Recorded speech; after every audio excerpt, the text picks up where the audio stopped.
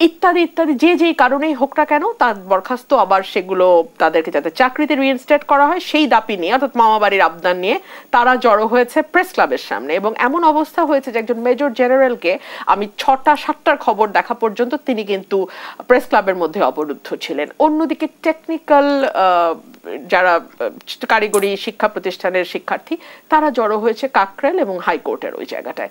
So আপনি বুঝতেই পারেন যে বাংলাদেশের ঢাকা শহরের একেবারে প্রাণকেন্দ্র শাহবাগ, কাকরাইল কিংবা প্রেস ক্লাব এবং নগর ভবন অবরুদ্ধ, last but not the least. So এইরকম যখন অবস্থা দাঁড়ায় তখন পুরো শহরটা অচল হয়ে যায়, পুরোপুরি অচল হয়ে যায়।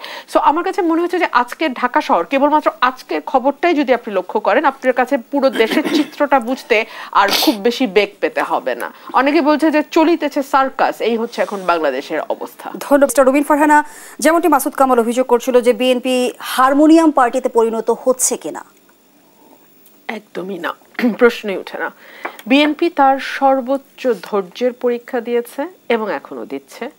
আপনি লক্ষ্য করেছেন যে বিএনপির মধ্যম সারির নেতারা, এমনকি বিএনপির স্ট্যান্ডিং কমিটির নেতারাও অনেক সময় এই সরকারের বিরুদ্ধে কঠোর শব্দ উচ্চারণ করলেও বিএনপির অ্যাক্টিং চেয়ারম্যান এবং যিনি এই দলটিকে গত 17 বছর একক হাতে ধরে রেখেছেন এবং দলটিকে এই জায়গাতে নিয়ে এসছেন, তিনি কিন্তু এখন পর্যন্ত খুব শক্ত বলেনি, আনটিল যতক্ষণ পর্যন্ত না এই করিডোর এবং এই বন্দর নিয়ে আলাপ উঠেছে।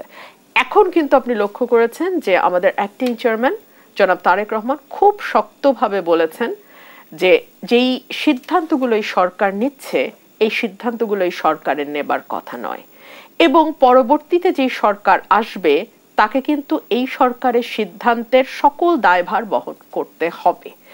প্রথমে যখন করিডোর নিয়ে আলোচনা হলো, আমরা খুব অবাক হয়ে লক্ষ্য করলাম সরকারের পররাষ্ট্র উপদেষ্টা এক কথা বলছেন, সরকারের অতি বাচাল অতিরিক্ত কথা বলা প্রেস সচিব তিনি অন্যভাবে কথা বলছেন। অর্থাৎ পররাষ্ট্র উপদেষ্টার সাথে প্রেস সচিবের কথার কোনো মিল নাই। দুই হচ্ছে, যখন আমরা বন্দর নিয়ে আলোচনা শুরু হলো তখন আমরা দেখলাম যে তারা দাবি করছেন বন্দর হচ্ছে বাংলাদেশের হৃৎপিণ্ড এবং এই চট্টগ্রামের এই বন্দরটি যদি আরো বেশি সচল এবং সক্ষম করা না যায় তাহলে নাকি শরীর যথেষ্ট রক্ত পাবে না এবং যথেষ্ট মানে সচলভাবে দেশ সামনের দিকে এগোতে পারবে না। আমি রিপোর্টগুলো দেখছিলাম যে আচ্ছা কখন আমরা বিদেশিদের হাতে বন্দর দেই?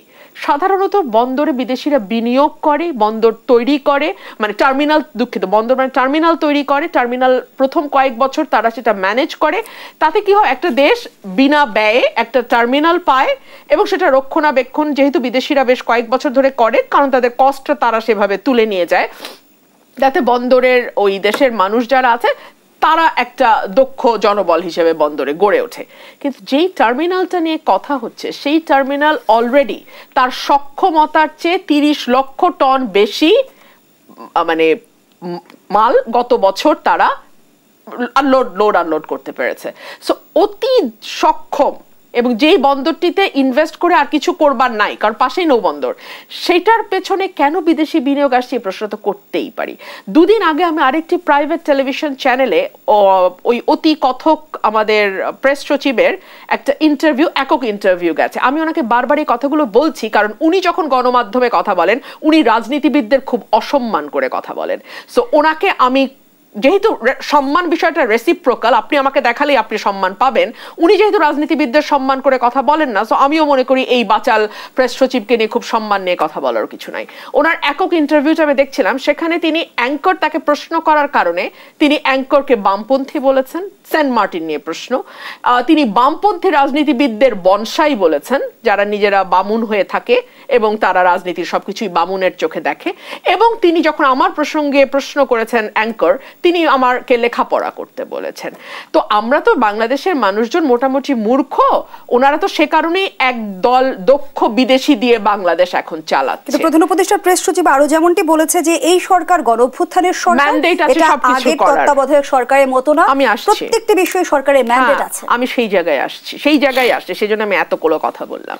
তো এই বাচাল প্রেস সচিবের কাছে আমি অশিক্ষিত, সেন্ট মার্টিন নিয়ে প্রশ্ন করার কারণে ওই অ্যাঙ্কার হচ্ছেন বামপন্থী আর বামপন্থীরা হচ্ছেন বনসাই। তো আমি ওনার জ্ঞাতার্থে জানাই যে কথাটি উনি বলেছেন, উনি তো অনেক পড়াশোনা নিশ্চয়ই করেন, না হলে ওনার বাকি সবাইকে মূর্খ কেন মনে হয়? উনি কি জানেন ওনার সোর্স অফ পাওয়ার কি? উনি তো পাওয়ারটা খুব এনজয় করছেন, ওনাকে দেখলেই বোঝা যায়, কিন্তু উনি কি জানেন ওনার সোর্স অফ পাওয়ার কি? ওনার উৎস কি ক্ষমতার? ওনার ক্ষমতার উৎস হচ্ছে একটা রেফারেন্স যেটা সংবিধানের 106 অনুচ্ছেদ অনুযায়ী সুপ্রিম কোর্টের কাছ থেকে নেওয়া হয়েছে। এখন আপনি আসেন সেই রেফারেন্সে কি লেখা আছে আমরা একটু দেখি। সেই রেফারেন্সে লেখা আছে, এমতাবস্থায় গণপ্রজাতন্ত্রী বাংলাদেশের সংবিধানে অন্তর্বর্তীকালীন সরকার গঠনের কোনো বিধান না থাকায়, যেহেতু অন্তর্বর্তীকালীন সরকার গঠনের কোনো বিধান নাই, কেয়ারটেকার গভর্নমেন্টের প্রভিশন সংবিধান থেকে হাসিনা তুলে দিয়েছে, উল্লেখিত প্রশ্নের বিষয়ে বাংলাদেশ সংবিধানের 106 অনুচ্ছেদে প্রদত্ত উপদেষ্টামূলক এখতিয়ার প্রয়োগ করে বাংলাদেশ সুপ্রিম কোর্টের আপিল বিভাগ এই মতামত প্রদান করছে যে রাষ্ট্রের সাংবিধানিক শূন্যতা পূরণে জরুরি প্রয়োজনে মহামান্য রাষ্ট্রপতি রাষ্ট্রের নির্বাহী কার্য পরিচালনার নিমিত্তে, অন্য কোনো কাজ না, ডে টু ডে নির্বাহী কাজ, এক্সিকিউটিভ ডিউটি পালনের জন্য অন্তর্বর্তীকালীন ব্যবস্থা হিসেবে প্রধান উপদেষ্টা এবং অন্যান্য উপদেষ্টাদের নিযুক্ত করিতে পারিবেন।